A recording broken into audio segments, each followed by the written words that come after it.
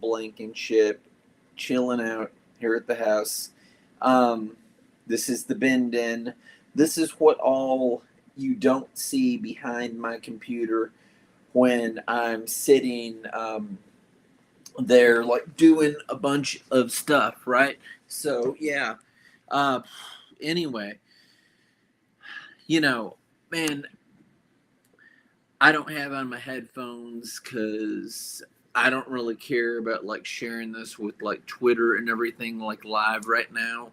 Um, so if you're not subscribed to my YouTube channel, you're missing the boat. Now, when do I do these things? Kind of randomly. You know, hey, if you want me on your stream or whatever, I'm open to do that, whatever.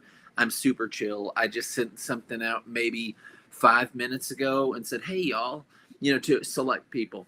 If you want to come on, let's go ahead and do it. It's like the Bible says, you got to keep your wicks trimmed and burning.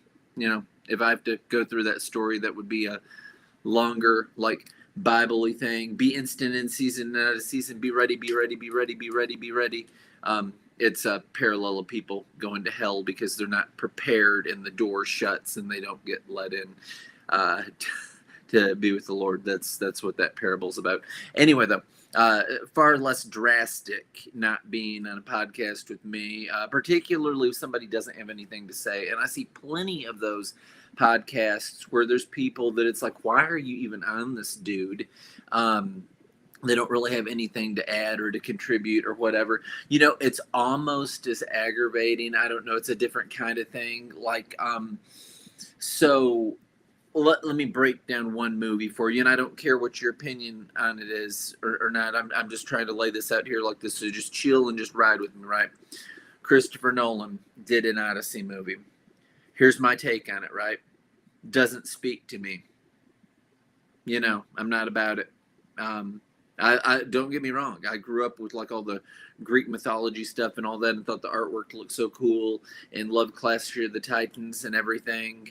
I'm sure that there's a lot of takeaway stuff where it's visually like great over here, and you got people that want to justify making these choices and everything, and essentially, crapping on Homer's thing, right? And so you got people that want to like hate watch, that like, I'm going to go to the movies to watch this thing that in my heart of hearts, I have the sense to know that this is absolute pure trash. Let's just say that that's the road somebody's on because you got somebody that loves it, whatever, right?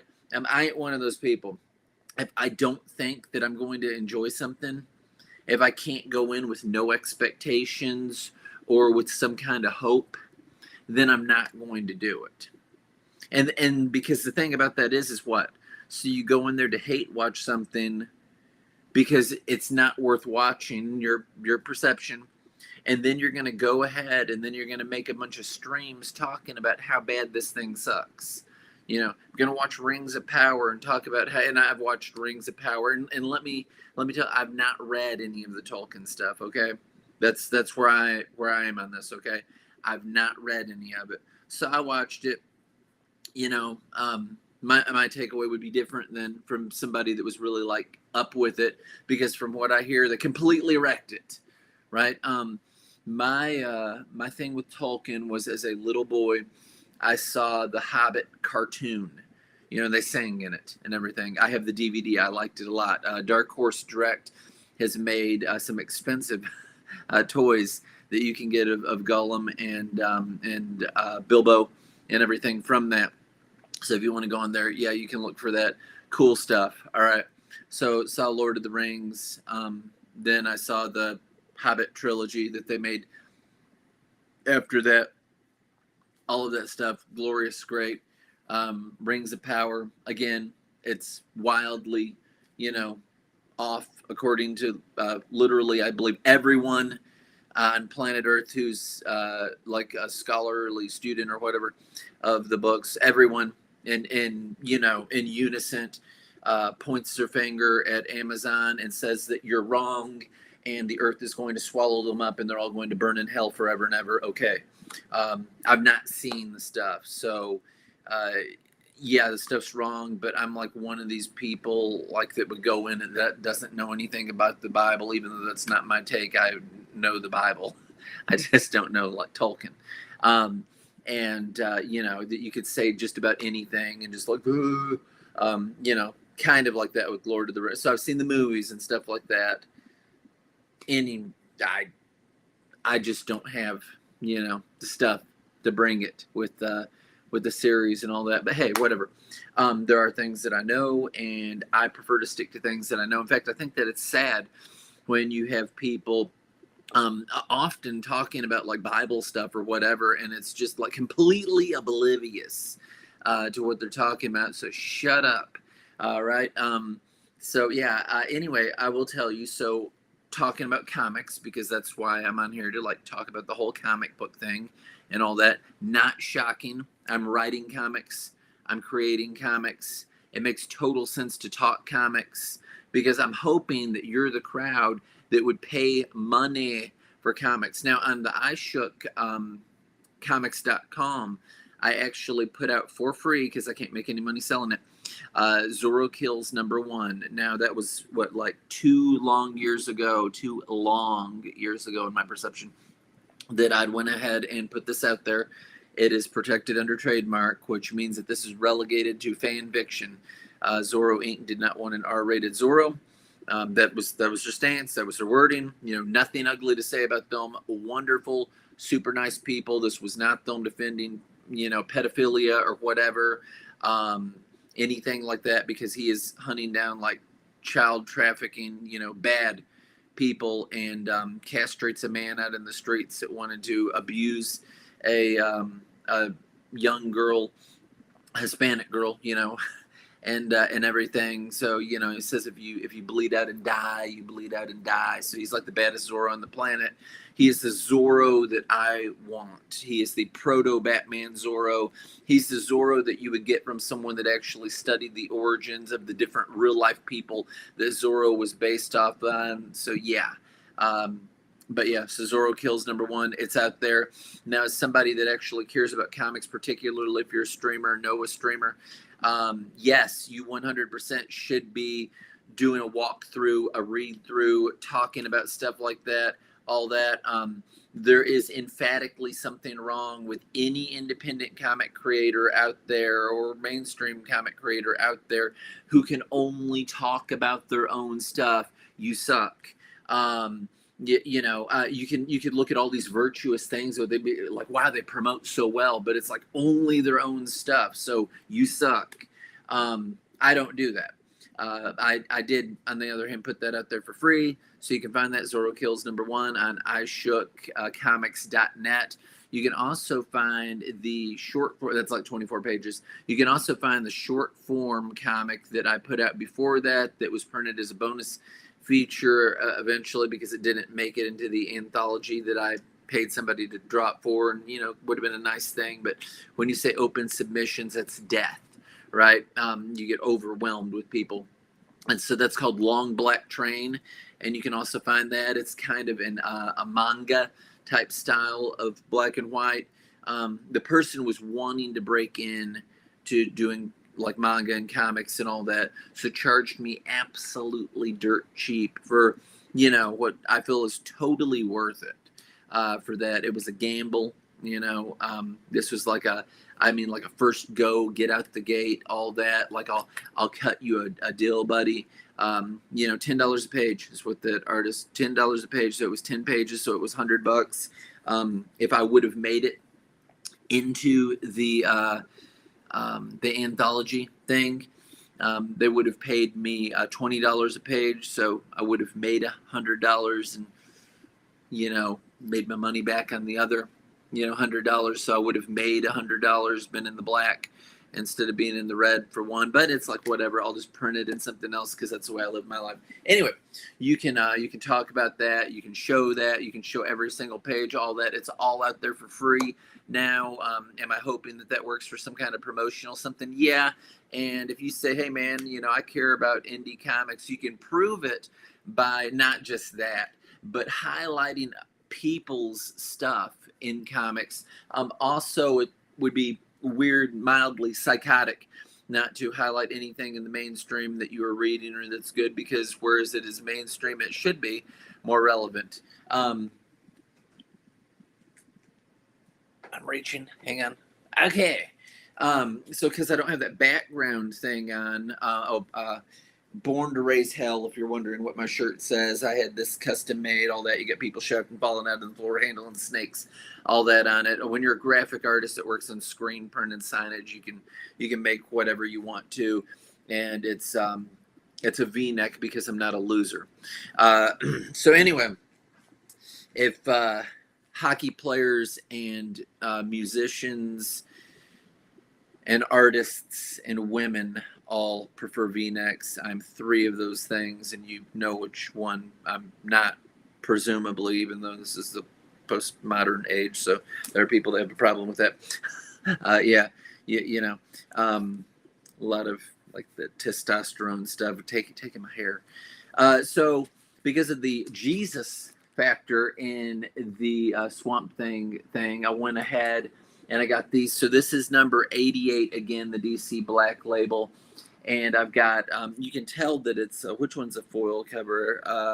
I think that guy is like the foil cover and all that. So I went ahead and got that, but that is the number 88. That's the one where he's back in time and sees Jesus in the Garden of Gethsemane and everything like that. You know, I'm not a completionist.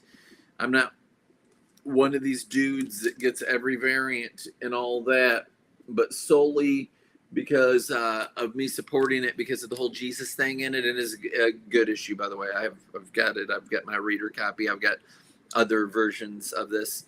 I just went ahead and I got multiples of that. I don't do that for anything.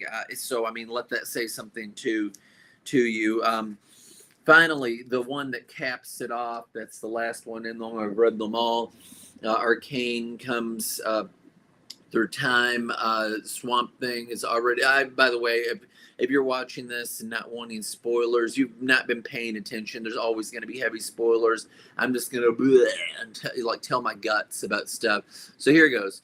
This is the end conclusion of this. Arcane is there. He's been empowered by all the rage and the hate and the evil of hell, right? He's wanting to get to Swamp Thing and his woman's baby that Swamp Thing had basically possessed John Constantine with. It's a big thing that his name's really Constantine instead of Constantine. Not going to go through the big spiel about that. If you know, you know. Anyway, so he's trying to take them all down and everything. Arcane's not going to win. Swamp Thing and this lady is going to live happily ever after. Big spoiler in another dimension, Earth and time and everything. How is that even possible? Because the Spectre can do anything, and he can bring another alternate Swamp Thing and woman and baby to Earth to take their place and all that. So Darkseid can't find this particular Swamp Thing that he's looking for. So they end up happily ever after in an older time that's not plagued with technology and all that kind of stuff, but they're raising their kid and all that, who's got the whole elemental thing going on. But it's actually an ending, so it's a happy thing. Before the doorway was closed to that through the crisis stuff and all that. So Spectre has no bounds. That could actually open the door for a lot of different things. That Spectre has access to universes that don't even exist anymore in all time and space and dimensions and whatnot. So yeah, that's kind of cool, especially since Darkseid had bound himself to the Spectre and has that kind of godlike ability, and that's how he created the absolute universe and all that. Scott, if you're listening, there you go, man. But a lot of people that do the absolute universe stuff. So anyway, I did read the that Swamp Thing series and all that. It was fun. I did the Jesus thing, pull me in 100%. That's why I picked it up. I thought, let me go ahead and do that. I've seen the Swamp Thing series on TV. Had never really got into reading all the books or anything, but I mean, I've seen the television stuff, and I think the old lame movie or something like that. So this is another thing that I'm reading. It is the Green Arrow, Absolute Green Arrow series. And I like Green Arrow anyway. A particular times and things of Green Arrow, longbow hunters and whatnot, which I saw a trade of at a Barnes and Noble the other day. One of the nicer Barnes and Noble that I've ever stepped into, and that one is out there in Turkey Creek in Knoxville. And yeah, they had anything you were looking for. They had an artist or author by name area, and I thought, okay, let me see if they got an artist by name. And I'm like, Flannery O'Connor, and boom, they had it, and they had The Violent Bear It Away in some of her other books. And I thought Cormac McCarthy, and these are notable names, by the way, in books. And and boom, they had Blood Meridian, my favorite of his books, personally. But yeah, all kinds of stuff. I've never read No Country for Old Men. I adore the movie, so I probably should read the book or something. But all kinds of stuff. Anyway, in absolute Green Arrow, spoiler, the villain that comes in the end of this one, that you don't see his face, but you hear him announcing himself and you get a little bit of what he looks like, is the absolute Solomon Grundy. So Solomon Grundy will be in the next one facing off against him. There is a lot of messed up shells of people that are in some kind of lab. You get a whole lot of backstory about Oliver Queen and the dude that worked with him, and Black Canary, and all kinds of stuff in this. So it's like build up into the point that you see that they're in a place and they're going to face off against Solomon Grundy. So there you have it. That's where number 4 is going to take off. That you've got an actual, like, a super villain in it, and not just the dude with the bow and arrow fighting people and they're shooting guns and there's a big mystery to be solved and all that. You've actually got a big face off. What is it going to go? Is it going to go like 5 or 8 issues or something in total? I don't remember, but that's absolute Green Arrow. It's enjoyable. I like it. It's done all good and well and fine. You know what I've been sitting around reading, and you know that I've got a lot of comic stuff on my own that I've had going on. But what I've been sitting around and reading is my Phantom Stranger omnibus over here. Now, I've got a number of books that are inside of this super thick book, but it's good stuff. So I've read all of the Golden Age ones. I do not have the physical Golden Age books. I had an opportunity to get one of them. They're really high dollar. I'm not a speculator. I'm a reader. So I just don't get all worked up over that. Yeah, this has the entire Silver Age run, all 41 of those, which I've got several of those. It has the showcase number 80 in it. In my collection, which is right over this way, even though it's mirrored the thing. So I've got I've got comics and all, like, over in here, all kinds of stuff. I don't care to grab them real quick and to show you. What are they? Yeah.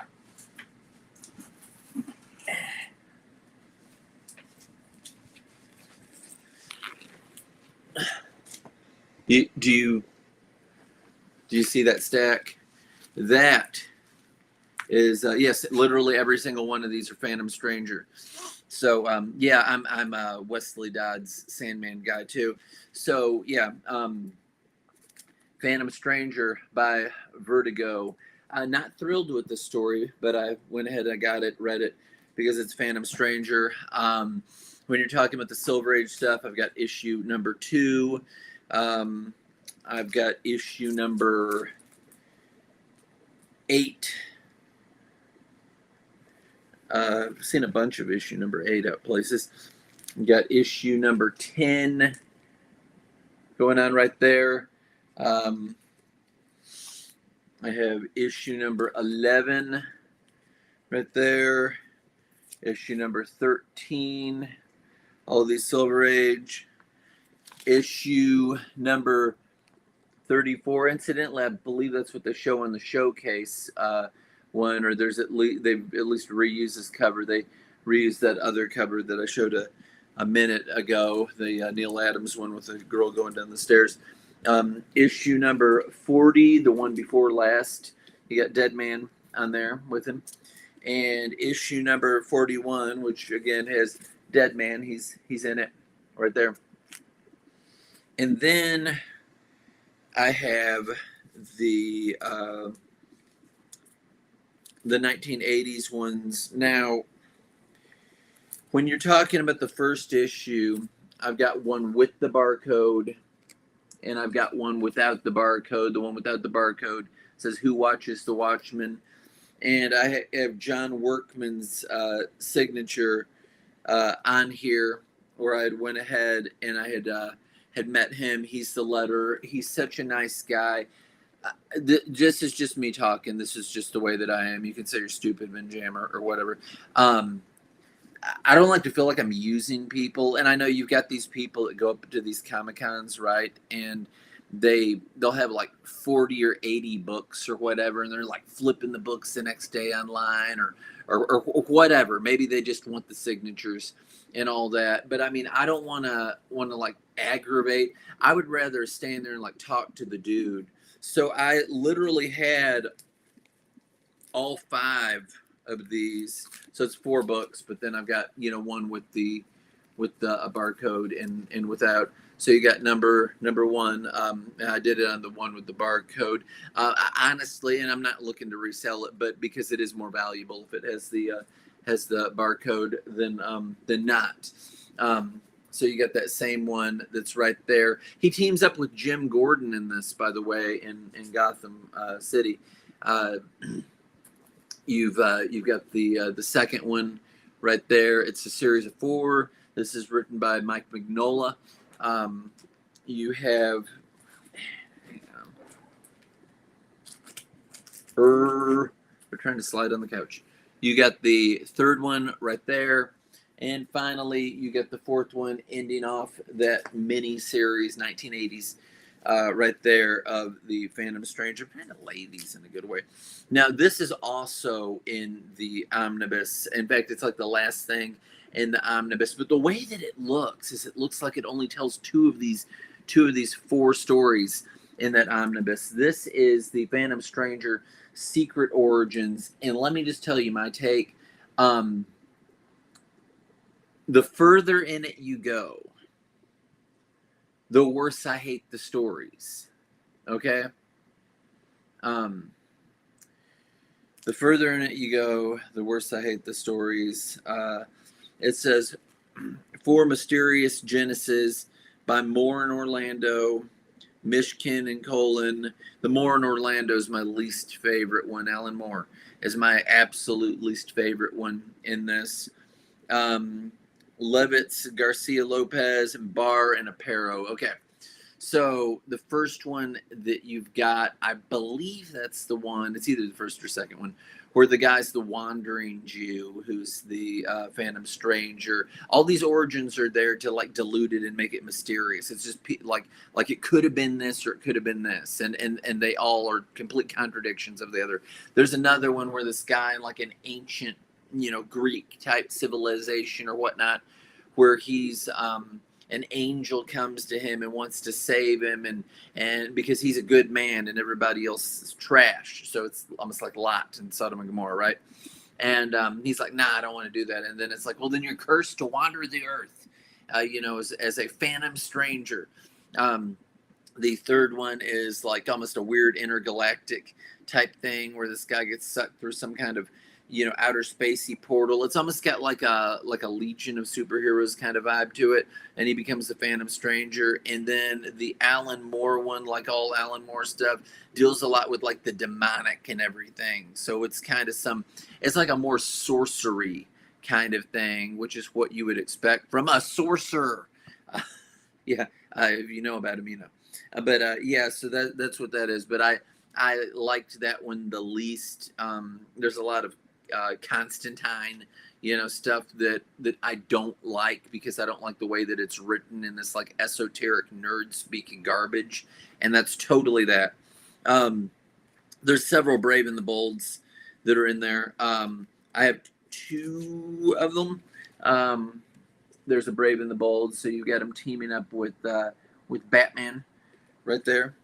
And then there is another Brave and the Bold where he's teaming up with the Batman there again. Um, Now, like I told you, in the Silver Age, they just went up to 41, which I showed you that I had that with Dead Man and the Gravestone and all that. So when the Blackest Night series was coming out, they put out a Phantom Stranger one, and because of the numbering and all, I guess like to honor it, they made it number 42 of the Blackest Night. So that is the only Phantom Stranger one for Blackest Night, but that's where he reappears in that. Um, then I've got the New 52 stuff. I've got number 0, Phantom Stranger. Number 1, Phantom Stranger. I forget if it's this one or the next one that has the Ethan Van Sciver variant. There's also a Shane Davis variant for any of those people that like them, that's watching. They both made one for that. I don't have either of those. It's fine. I'm good. I don't care. Even though Ethan's is the prettiest of all of those, and they put that on the cover for one of the trades. It's like just a close-up of him. It's done really well.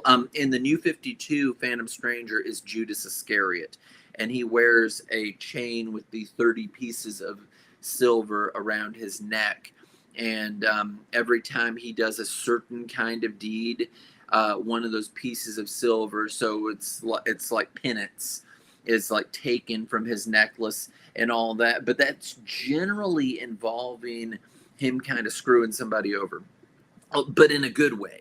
It's like, it's almost like that which you meant for evil, God turned around and used for good. So he like turns Raven over to her daddy, who's in turn going to teach her all the mystical, dark art things to make her into Raven. He is responsible for the death of the man that'll become Spectre, and then turning him into Spectre. All kinds of stuff. The Question is a nemesis of his in this. It's quite the first half of the New 52 Phantom Stranger is.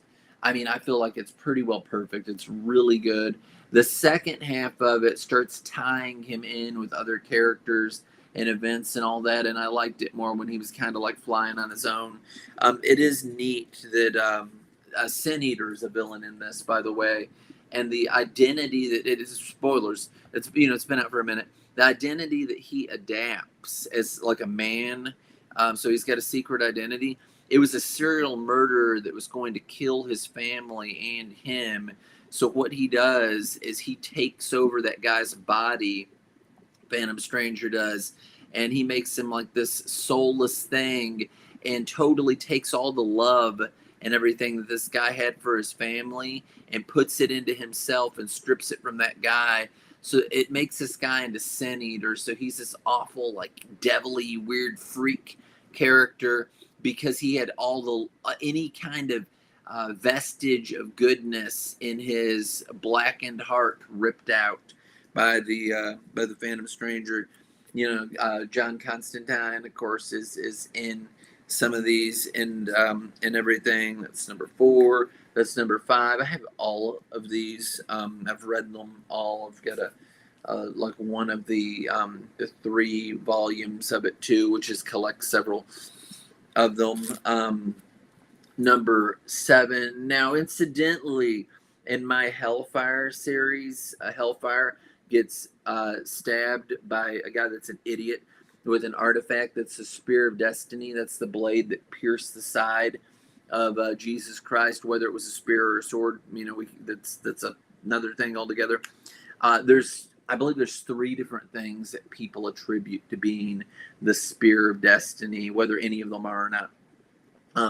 It's a big thing in the Crusades. It was a thing the Nazis talked about. There's like some video games like Wolfenstein or whatever about that or whatnot. That's what that blade is that's stabbing through him, and it's the question that's stabbing him with the spear of destiny. Um, you got these other characters in there. This is Sin Eater that has Phantom Stranger's head on a fork and all that. That's who he is. What he looks like. The misery and pain of heaven? Question mark exclamation point. You've got all this stuff that's going on when the voice, when God, like God with capital G, when he appears to talk to the Phantom Stranger in this, he doesn't come as a burning bush or whatever. He comes as a Scotty dog. And there's a neat thing in the last one where he thinks, was it all a hallucination because there's a Scotty dog in that? But that's how God decides to show up. He sees his Scotty dog appear, and he's like, how's it going? The dog, God, really. But, through the dog as his vessel. You've got that. That goes into some of the Trinity of Sin stuff. So with the Trinity of Sin, you got Phantom Stranger, you've got the Question, and you've got Pandora, and all of that type of thing. Here you have him fighting with the Question, its own. You got all this House of Secrets type stuff and everything. You got Swamp Thing and different individuals in there. They got this one like hot like goth nurse character. I can't remember what her name is, but she's a DC character. Here's number 15 that you've got of that. I don't want to take forever doing that. 16, 17, 18. I believe it was like Forever Evil that happened after this. 19. You can see that there's some Spectre stuff there. They've got some back and forth. What was it? That was 20. 21 right there. And finally 22. And you've got Future's End number 1. Now, I don't just have that number 1. I've got that number 1, which if you turn it and the picture changes, it's that kind of weird, I don't know if they called it a hologram or whatever, but it shows him like as a normal dude or the Phantom Stranger. So yeah, I've actually got both of those. And then here's this, this is volume number 2, which collects several of those books that you just saw. Volume number 1 is the one with the Van Sciver cover, which is the prettiest cover. Dude's been nothing but like a jerk to me, or that's my walk away from it. I don't really feel like he's that relevant, but whatever. There's people that like him, and you're free to like or dislike whoever you want to. But when I say something, it's not, hey, they're having a reaction to this. No, me saying what I'm saying is reactionary, and any other way of looking at it is stupid. Okay, if somebody wants to react to my reaction, they can do that. But it's like, dude, does the Reverend Benjamin Blankenship, this do-gooder preacher guy, is he really, the cause of this? Or, is he reading you wrong or reading you right or whatever? And when somebody wants to pitch a fit on a reaction, it only validates everything that I say. So, do what you're going to do. But anyway, now that's Phantom Stranger, man. That's my thing. That's my Phantom Stranger comics. Let me walk on over here and put them back up. Yeah, I got a bunch of stuff, but yeah, there's a lot of Wesley Dodds, and I'm going to definitely want to get the Wesley Dodds Sandman stuff that I don't have. I don't care to show y'all what I got. Here's Wesley Dodds stuff that I got. First off, let me just begin by saying Sandman Mystery Theater Compendium number 1. Is that number 1? Was that number 1? No, that was number 2. I'm sorry. Number 1 and number 2. Boom. Boom. So that is the entirety of the Mystery Theater run. It also has some Vertigo like special stuff that's in that. So I've got all those in their compendiums. The series that made me fall in love with Wesley Dodds. I know I've got like another thing here or something somewhere. Was this one? This is by Robert Vendetti.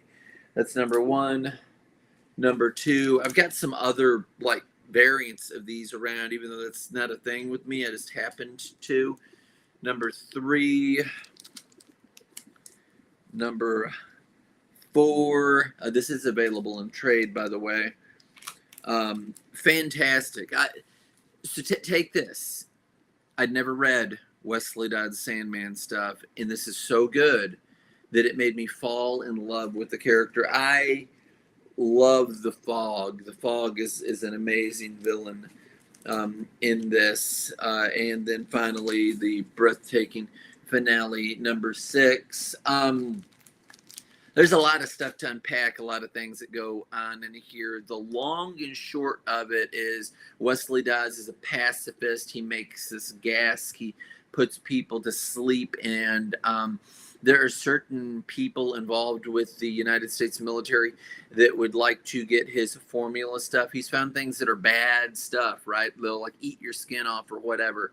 And they're wanting to get his stuff, and war and havoc and disaster and all that, and he just can't have that. So that's the types of things that's going on, all kinds of plotting and scheming. Moving over here in that. But no, there's a whole lot more comics, not just over here on these is it gonna stay plugged in shelves and stuff. There's some records and stuff there too. But I've also got, this is gonna be heavy, that, and then I've got more comics over there. So I started my revival comic shop thing, and I don't know exactly what you could. So here's what happened. Okay. I had it selling a minimal amount of stuff. The lady that runs the coffee shop that I had it in said, "Look, dude, it's totally fine. You can stay in here." And I'm like, I don't want you to be out anything. It's like if we're not like on fire, like hopping and everything, I can pull these out and leave room for something else. They're going to start up another coffee shop a little ways down the road, whereas this coffee shop has like a sitting room, which is totally separate from the other one. So you don't necessarily like have staff in there all the time or whatever. I don't know that was helping my sales. Even though people that go in for comics are, they're looking for comics or whatever. But it's like, I tried it for a while, but I'm going to call it several $100, less than $1,000, several $100 worth of an investment. I got, that was my Donald Duck Bank as a kid. That's up there. That's probably worth money. That's born in 81, but I had that as a little boy. But I've got all those full. I've got stuff underneath the table, all that. But that was this Revival Comic Shop. So I've got that back here in this room that's affectionately known as the Bin Den. But no, that's what all I've been reading and everything. It is what it is, but that's what all I've got going, what all I've got happening. I don't know how often or how much or whatever I'm going to be going ahead and like live streaming and everything. So here's my walk with this, and you can clip this, you can view this, you can comment on it. Comments are open. I don't care. My thing is like this, okay?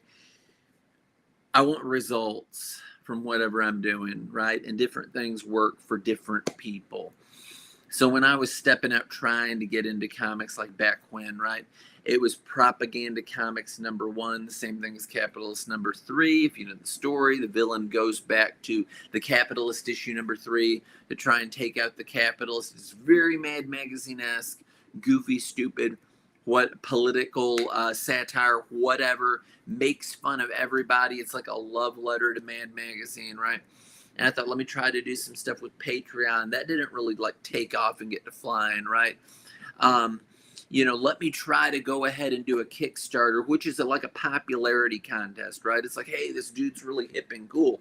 Not like this is the super talented John Lennon guy that's like, whoa, in the back of the room. Type dude. When I had longer hair, it was wild because I like could play him. I've got the nose and everything. The round glasses only add to that, but whatever. I wasn't really feeling it with crowdfunding stuff. I wasn't really seeing it doing a thing. And it's like, shoot, man, it's like I've been to literary conventions where I've outsold tables around me. So let me try that in comics, which is a little bit different because I've been in gospel music and I've been in literature and now I'm in comics, right? And the thing that's similar with the comic thing in certain Comic Cons particularly, and the gospel music thing at certain gospel music conventions particularly, let's say the biggest, the National Quartet Convention, which is in Pigeon Forge now. Prior to that, it was in Louisville, Kentucky. It's been multiple places. It's been in Memphis and in different places all over through the years. I think it was in Ohio or something during whatever point in time. But the 4 years that I went to it, 2 as media and 2 as a band, it was in Louisville, Kentucky, right? And so all of these groups that if you knew Southern Gospel, you would know their names because they're like the big wig groups, right? It's like, let's say that there's like a rock and roll convention and like the Rolling Stones and like, the biggest names in that industry were there. That's what the National Quartet Convention is in gospel music. It's not one of these pay to play events. They do have those where it's just like a bunch of artists that you haven't heard of. Maybe you have, but and there's a friendliness because it's almost like a reunion. You're seeing each other and everything, and you have certain individuals, some worse and better than others, but it's almost like ticks in the high grass, right? Man, let me go ahead and put this on a radio comp, and they don't really push you as hard as they could or whatever. And the way that they get people into those events is you're paying to play. And with that money, they'll get some people that don't pay to play, but get paid to play. And they will come in there and they'll do their set. And then immediately, really scummy, by the way, really scummy, like rats from a sinking ship, they will leave that event. They won't hang around. It is totally an I'm better than you kind of mentality, right? And so you have that in the upper things in Southern gospel music. By the way, the building that they have it at, the LeConte Center for the National Quartet Convention, absolutely pales in comparison to the Louisville Expo Center. It is weavy, windy labyrinths of hallways. They've got small rooms that they have no-name artists crammed in that are like, huge walk-in closet type rooms. It's really sad and it's really pitiful that it's that way. It's terrible. It's a terrible place. The Sevierville, contrary to that, the Sevierville Convention Center, which is owned by Wilderness in the Smokies, it's like an indoor water park and everything, like across the street from it. That's perfect for a convention. I've been in there. I've put on shows before. I've talked to them about pricing. It's vastly better than the convention center in Knoxville money wise. It's got like the concrete floors and the tall ceilings and like the big garage doors for trucks to back up and to load stuff through, and they've got it where they've got like the rolling walls to where they can make the room bigger than it would otherwise be. So yeah, you could actually have like a really decent con in Sevierville, Tennessee, in the Sevierville Convention Center. Wouldn't be bad. The cheaper way to go would be at the, what is it called, like the Smoky Mountain Convention Center, something like that. I've known like smaller things that did like gospel music things there before. I don't know what it runs now, but I think at the time it was like $1,000 a day. to do it there. Which, if you're listening to that and don't know that that's dirt cheap, that's dirt cheap. And they also run like a deal with the hotel rooms. Like, if you've got people come in here and we can block off these rooms and it'll be like this price because you're getting this many rooms. And if you get more rooms, then it will save you even more money on using this thing because they want to sell their hotel out and all that. They have different things there. I happened to walk in there to ask them about pricing for something, and they had a cat show, like a dog show, but like a cat show. So there's people that are really into that and really into their cats. We have 2 cats. That's fine. They're not show cats, even though the one may think that he is. We've got a black cat and a tuxedo cat. But yeah. So in literary stuff, I've never been at a thing where you've got like a Stephen King or whoever that's like a huge name that draws that stuff. But you do have that in gospel music. So you'd have Ben Jam. That was my band name. It's spelled exactly like you're reading right here, BEN*JAM. You could listen to that. You could play that on loop endlessly on Spotify, Apple Music, iTunes, all that good stuff. I get paid quarterly, so I would totally encourage you to do that because I could use the money. For my literary stuff, I get paid monthly for that type of thing. But yeah, so my big push is going to be in 2017 for all the comic stuff. We're going to see what happens. I spent excess amounts of money producing comics, issue 1, issue 2, issue 3, issue 4, issue 5, annual number 1 of Hellfire, and then they're all flip books, so it's got comics on the other side of it and all that. They're fantastic. They're absolutely absurdly that I could say, man, there'd be something wrong if you didn't like it, but it's not going to be everybody's taste. They're really, really violent, extreme, violent stuff, dark themes, prostitution, drugs, everything, mature audiences only, red band, all that. There's a crowd that would absolutely be thrilled with them above all other things. Just burn everything else to the ground and give me that and I'll be good, Ben Jam. But that's not everybody, and that's totally fine if that's not you. I don't want to create some middle of the road schlock. I want something that everybody can enjoy. The only time that something should really be like middle of the road is if it's a kid friendly thing, then it shouldn't be this like offensive, edgy, type thing because it's for kids, that they and their family can enjoy and that it's just a fun, good time. Nobody's getting killed in it. There's going to be a Hellfire comic. That part of it's already drawn and done. That is My Friend Hellfire, issue number 1. There may be more. But that's where he interacts with a little boy. He's almost like his imaginary friend, only he's not imaginary, and he helps him out with some school bullies in that issue. Because if you don't hate school bullies, we're probably not going to be spending eternity in the same place because you're that kind of a creep. But yeah, terrible stuff. I think everybody hates bullies because we've all maybe kind of been bullied or whatever as a kid and everything. And Hellfire doesn't care for that either. So he does to him what you would have liked for something probably to happen. He scares them straight, essentially. And nobody dies in it because it's a kid's comic. There's a violent thing that happens, but the kid doesn't die. He gets put in the hospital. But yeah, so it is what it is. Anyway, that's what I had read for this week. Just to go on a little bit more, and there's a lot of stuff that I could say, but it's been 48 minutes and 50 some seconds right now. A lot of stuff with movies coming out. We're going to see Spider-Man. I'm going to see Clayface. Going to see Insidious. I'm going to see Cowdy versus Acme. Those are the only things off the top of my head that are like coming to my head right off the bat. All kinds of stuff. The reason that I picked up my cell phone is because I have League of Comic Geeks app in here, which I would encourage anybody to do, because you're supporting your local comic shop. If there's comics that you want to add to your pull list, you can totally do that and work with your comic shop that's close, presuming that you have any that are close. So I was just going to tell you what all I have coming up. We are entering in, well, we're in the last week of July right now.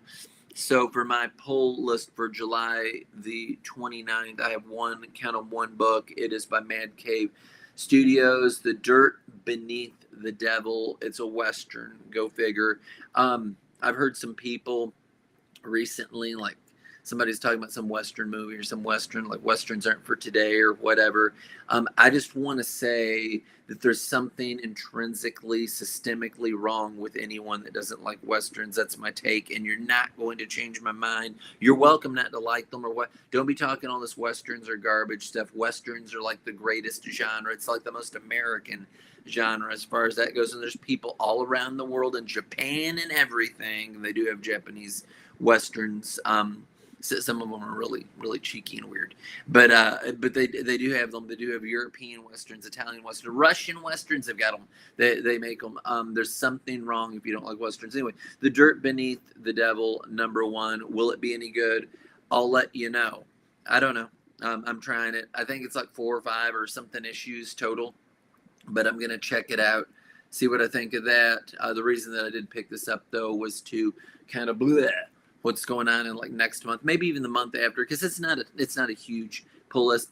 I am following the Punisher series by Benjamin Percy. He's been doing a good job on it, but if you've heard me talk about it recently, in the last issue and this next issue, it won't be as realistic, even though we can, that kind of like, it's like, what are you calling realistic? Because you got Jigsaw like ripping people's faces off and all that. It's still within the realm of possibility, and if this was, it would be scary, right? But he's got this dude that Collateral Damage, I believe, is his name, and he's got this bullet that basically can kind of go around, and it can turn at 90-degree angles and all that, and it'll go straight through this one person, like shooting them dead, and then it'll like turn a corner and it'll hit somebody else. So all across the boroughs of New York, it's been like wasting people, and Punisher pulls it out of a wall and all that, and it activates it up and it like blows through his hand, and the guy knows because it's got like a camera or whatever on it, so it's like a drone bullet.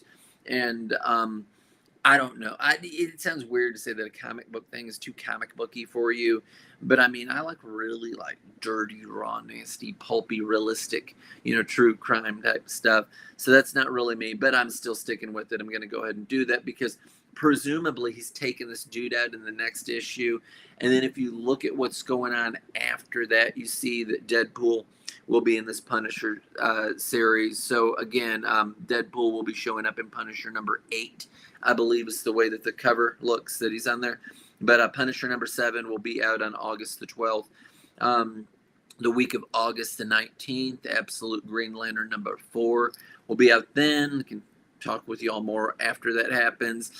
Dead Acre Black Badge #2 will also be out. I got #1. It's very nice. I enjoy the book series. It's like a series of novels. Very well. On Audible, they're fantastic. The dude that did the voice in Red Dead Redemption is the dude that does the audiobook, so it couldn't even be read better. If you want to listen to an audiobook that you'll thoroughly enjoy, you would really enjoy the Dead Acre Black Badge books. Really nice stuff. Finally, I'm sorry I skipped over the most precious thing. August the 5th, Facsimile. This actually works better because there's a facsimile at the end of the month and at the beginning of it. At the beginning of August, Wednesday, Detective Comics #27 Facsimile is out. Now they've got variant covers and all that. I'm getting the one that looks like the original cover, but I'm going to go ahead and get that. That is the introduction to Batman Facsimile again, Detective Comics 27, first week of August coming out. Put it on your pull list if you don't have it on. It's maybe too late. If you want that comic, that's when you can get it, right? On the very last week of August, fast forwarding over there, right? Facsimile, Action Comics, #1. So there you have it. So I've got a facsimile of Detective Comics 27, Action Comics #1, Dead Acre Black Badge, Absolute Green, Arrow, and Punisher for next month, for the month after September. I mean, I don't care to read it. I'm just telling you, like, this is the stuff that interests me, and not because it interests me, but maybe if it interests you, go get it. I'm letting you know that it's out there. Okay, September, on September 9th, the Punisher #8 that does have a huge picture of Deadpool on the A cover will be coming out. Absolute Green Arrow #5 will be out the week after that. Dead Acre Black Badge #3 will be out on September the 23rd. Boom, boom, boom. Those 3 comics, those are my only pulls for September as it stands. In October, I've got a little bit more. I don't have anything after October, or it's not showing anyway. In October, Jonah Hex in the Shadow of Death #1 comes out on October the 7th. Ordained #4, the long-awaited Ordained #4. Those books are selling like hotcakes, filled with crack, everybody. Fantastic series. If you don't like it, what is wrong with you? It's very John Wick-esque. Good stuff. That'll be the last one, presumably. But yeah, that's some good stuff. That's Vendetti. Also, so Jonah Hex and Shadow of Death and Ordained #4 will be at that first week of October. The second week of October, the book that I am more excited about than any book that I've been excited about in a while, the complete Tales from the Crypt Archive hardcover will be out. Then that's $150, by the way. It is made by Dark Horse Comics, if you're going to go ahead and put that on your pull list. So as many people as you have that are just like dumping on Dark Horse, they're doing a few things right. What they're trying to do is they're really trying to like make stuff of the properties that they've got out. Let's put a big collection of Hellboy out. Let's put a big collection of Tales from the Crypt out. Let's put a big collection of Lord of the Rings type stuff out. The stuff that they've got their figures into, they're trying to go ahead and do that. Could they have new amazing hot properties if they would hire, I don't know, me or whoever? Yeah, it's possible. But this is the horse or the cart or whatever that they're driving. So it is what it is. And nonetheless, I'm thrilled about the Tales from the Crypt thing. It is in my pull box. So they're going to be making some money off of me for that. On October the 28th, the last week of October, the Fire and Ice #5, the very, very, very, very long awaited for. I don't know what's going on. Is it Dynamite, or is it the people that are working with Dynamite that are dragging their feet? I don't think it's Dynamite. I think it's the people that, I don't know. But these have been books that have drug and drug and drug and drug. And if Frazetta wasn't awesome, and Frazetta's not the dude that wrote this, but is responsible for like the Fire and Ice stuff. Awesome movie. Shoot, man. Thomas Kincaid did the backgrounds in Fire and Ice. Yeah, it's rotoscope stuff and all that. Amazing movie. Anyway, so Fire and Ice #5, and they do have like a few spinoffs and everything that are going on with that, because people are loving on it. That's all the nostalgia baiting stuff, but that's what Dynamite largely does a lot of anyway. And then Punisher #9 also. So Fire and Ice #5, Punisher #9. The Punishers are coming out monthly. The way that any comic should, the way that competence demands. But those are the books that I have in my pull list. So what I will have coming up, have I been supporting any indie creators? I absolutely have. Proper Comics went ahead and got some of their stuff. I really need to check my other email to see if they've just emailed me that or not, because I just went ahead and I got the digital for it, because I'm spending money out of my nose making comics. I've got these indie comic creators that I think they're probably thinking to themselves, why isn't BL buying my stuff? And I've only got so much money to do, but it's okay, because if somebody acts like a jerk to me, I'm just going to stop buying their stuff. If I even think that they're acting like a jerk to me, I'm going to stop buying their stuff, and I'll be looking for some other place to spend my money. So boom, there you go. that's what you got. So I've got that. I've got some of the what do they? I'm trying to think what they call it. I know the Mary Boys. I'm getting the new Mary Boys thing from them. I like it very much. It's really weird. It's these four boys that have something wrong with them, and they swill beer, and it's like they're in PCP, and they're they're kind of like goofy degenerate Catholics that want to whoop people that are just plain rotten sinners, and that's what they do. They beat them with like croquet, not croquet, cricket bats, and stuff like that. So yeah, it's extremely English, very Mad Magazine esque. I like it. I think it's funny. I don't think most things are funny either, but it's funny. It's like an irreverent kind of humor that everything about it is done beautifully. I love the art. I love everything about it. I've also got Rise Again comics, Terror in the Trenches #2. Really appreciate Von Klaus for reviving this character the way that he has. There's been a few people that have got the Black Terror and did stuff like that, but I'm excited about that, and I've got the hard copy coming to me of that I went ahead and I crowdfunded. I don't crowdfund a lot of stuff, so these are the rare cases. There's a few other people on that list, but these are the rare cases. Most of the time, I just wait till I see them in person or whatever, because it's like, man, I don't want to pay this money to ship this or that. But you do what you got to do. Sometimes you got to do that, and it's like I want to support these guys. I'd be supporting more stuff if I could. I would be hiring more artists and everything if I was just absolutely crushing it on my comics. That won't have the chance to do that until the first one's coming out in for my Hellfire. I've got stuff that you can buy, comics that you can buy, storybooks that you can buy, novels, novellas, yada yada, that you can buy on Amazon. My link is right there up in the corner that you can get. Chronicles of the Velveteen Preacher. It's very Dr. Seuss-esque.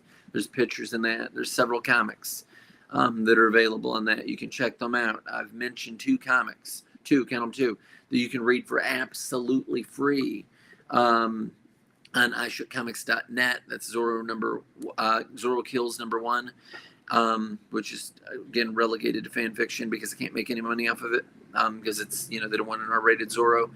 And then the Long Black Train 10-page short story thing. A lot of people can't write short stories either. A boy sees the monster.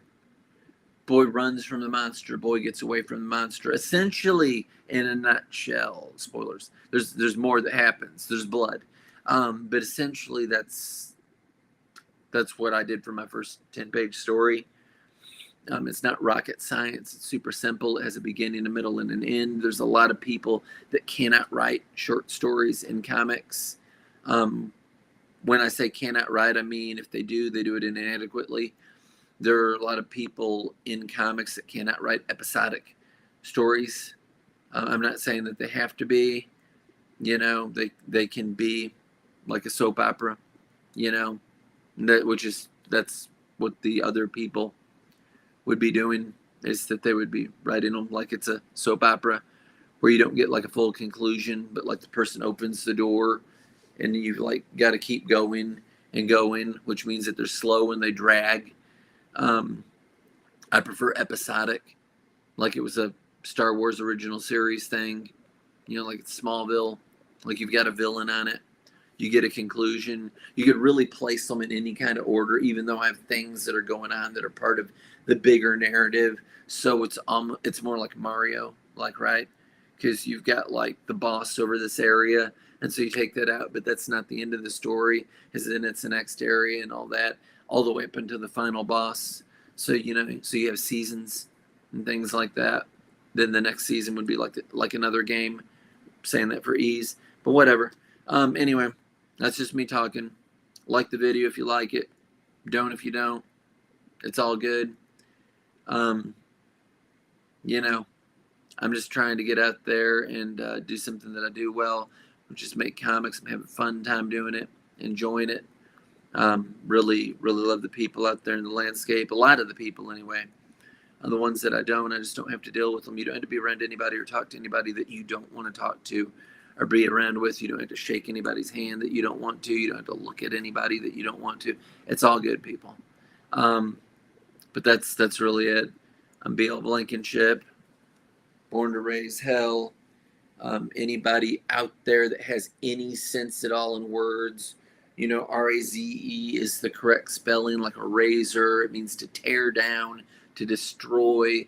It's a construction. So not to build up, not to raise, RAISE, but RAZE, to rip apart.